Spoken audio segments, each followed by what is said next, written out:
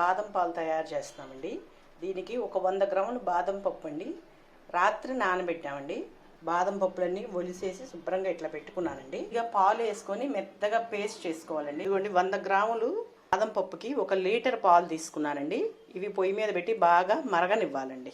ఒక 10 నిమిషాలు బాగా మరగనిచ్చానండి.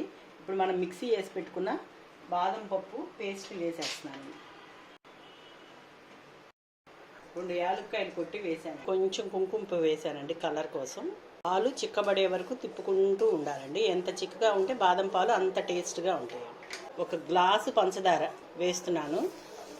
పంచదార అంతా బాగా కరిగిపోయిందండి. ఒక 5 నిమిషాల నుంచి స్టవ్ ఆఫ్ చేసేయచ్చండి.